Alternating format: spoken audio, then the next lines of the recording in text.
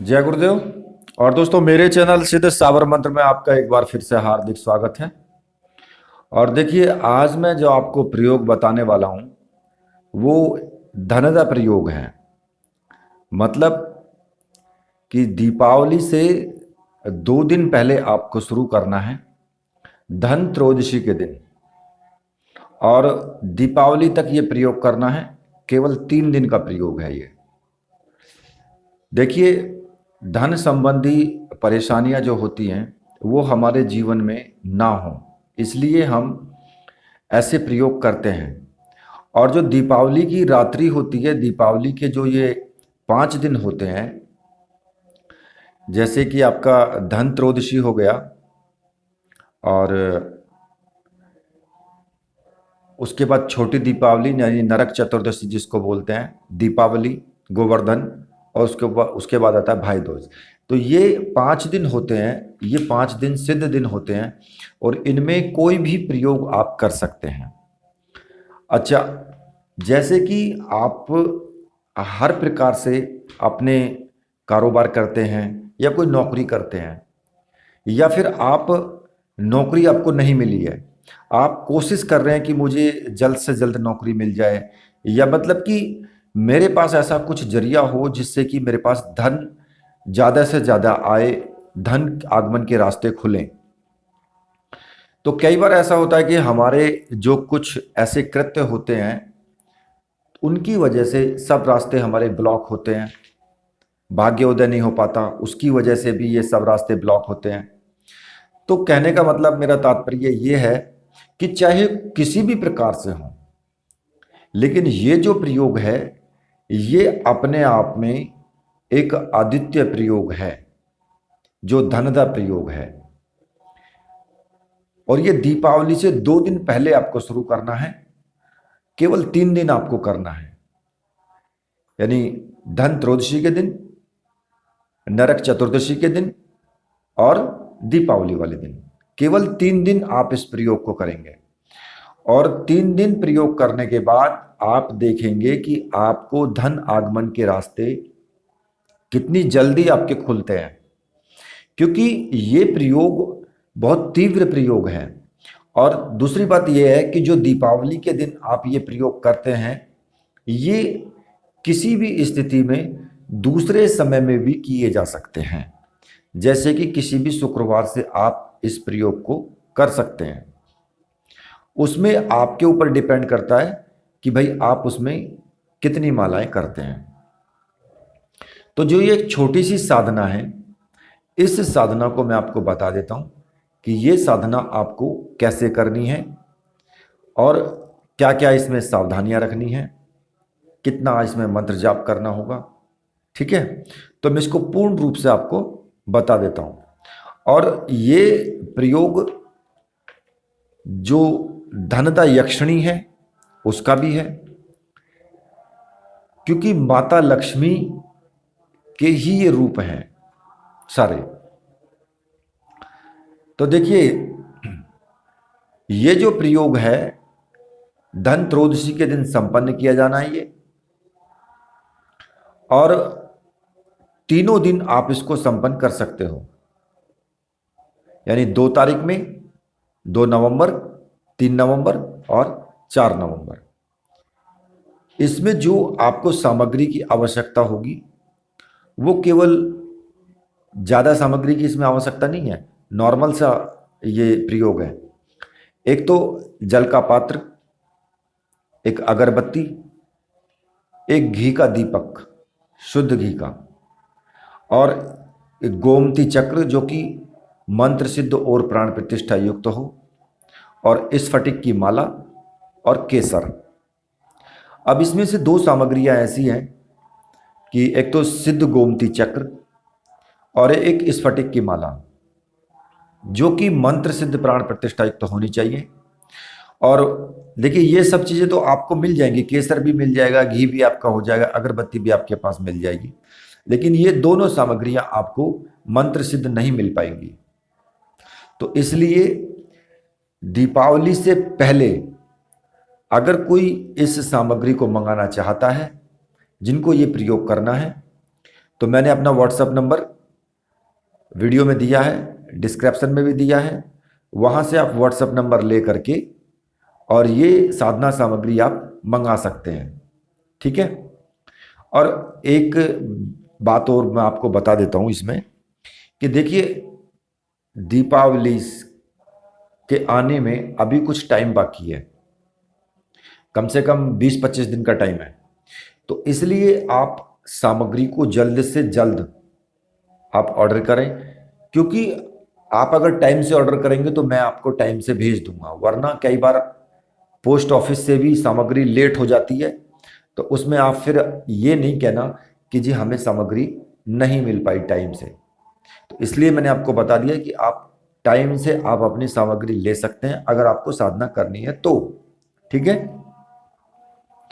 अब मैं इसको बता देता हूं आपको कि जो धन त्रयोदशी का दिन है, उस दिन आप रात्रि को 10 बजे स्नान आदि करके और पीला आसन बिछा लेंगे नीचे, और इसमें पीली धोती पहन करके ही आपको बैठना है।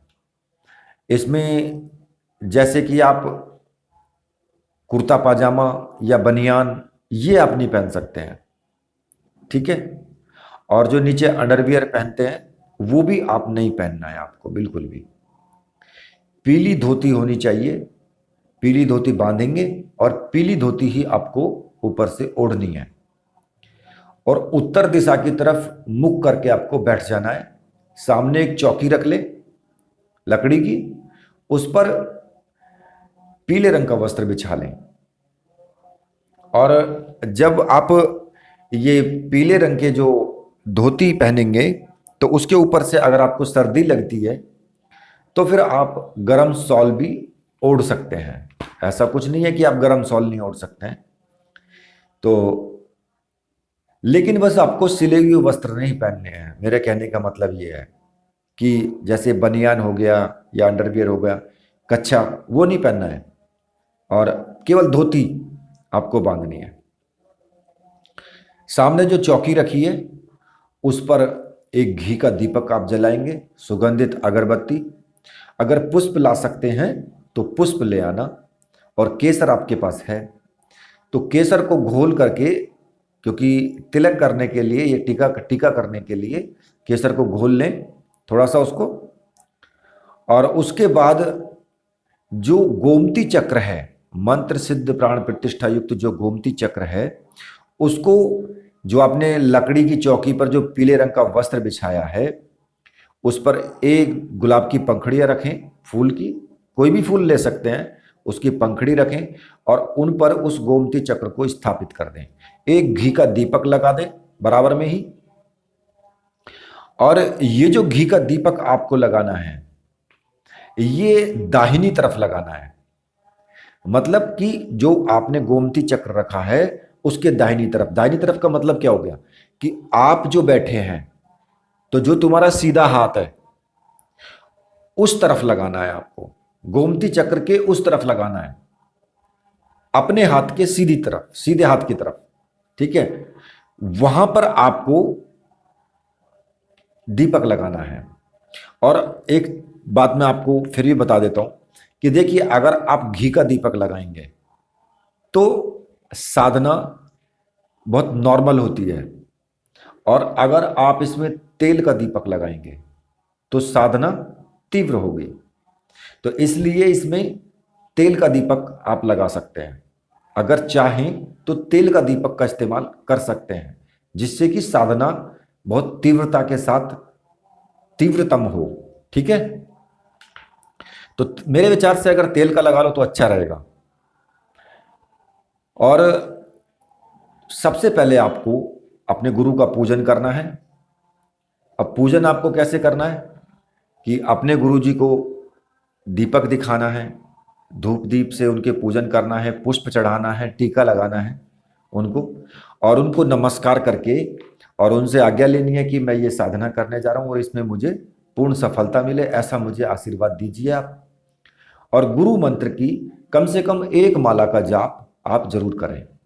अगर आपके गुरु नहीं हैं तो भगवान शिव को गुरु मान करके आप ओम नमः शिवाय का जाप कर सकते हैं। एक माला का जाप कर ले भगवान शिव को गुरु मान करके, तब भी ये साधना आप कर सकते हैं। और ये साधना धन आगमन के लिए बहुत बेजोड़ साधना है। अगर किसी का काम नहीं चल रहा है तो काम बहुत जल्दी ही आपको इसके परिणाम देखने को मिलेंगे। ठीक है, काम भी चलने लगेगा और आपके जो धन आगमन के रास्ते हैं वो भी खुल जाएंगे। अब आपको क्या करना है कि आपने गुरु मंत्र का जाप कर लिया, उसके बाद फिर आपको छोटा सा पूजन करना है। जो सामने गोमती चक्र रखा हुआ है उस गोमती चक्र के ऊपर टीका लगाना है, पुष्प चढ़ाना है। ठीक है, और छोटा सा पूजन करके और प्रार्थना करनी है कि मेरे भी जितने भी रास्ते हैं धन आगमन के वो सभी रास्ते खुलें। ठीक है, अब आपको जो माला है इस फटिक की, जो कि मंत्र सिद्ध और प्राण प्रतिष्ठा युक्त है, उस माला से आपको 35 माला का जाप करना है। 35 का मतलब यानी कि 35 माला का आपको जाप करना है इस फटिक की माला से। और एक ही जगह बैठ करके आपको ये संपूर्ण जाप करना है एकाग्रता के साथ, ध्यान लगा करके। और इसमें जो आपको मंत्र जपना है उस मंत्र को मैं आपको बता देता हूं। मंत्र इस प्रकार से है, ओम ह्रीम धनदाय धन धान्य समृद्धिम देहि देहि फट स्वाहा। इस मंत्र का आपको जाप करना है और इस मंत्र को मैं आपको वीडियो में लिख करके दे दूंगा, वहां से आप इसको नोट कर लेना।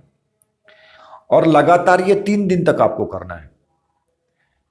ठीक है, दीपावली के दिन तक चौकी वहीं पर लगी रहेगी, चौकी को हिलाना नहीं है। साफ सफाई कर सकते हो लेकिन चौकी हिलनी नहीं चाहिए वहां से। और जब आपके 3 दिन पूरे हो जाएं तो दीपावली की रात्रि को ही जो गोमती चक्र है उसको एक डब्बी में बंद करके रख लें। ठीक है, और गोमती चक्र को जो वो डब्बी है उसको या तो अपने दुकान में रख दें या जहां भी तुम्हारे पैसे रखने की जगह है, जैसे संदूक है, तिजोरी है, कहीं पर भी है, उस वहां पर आपको उसको रख देना है।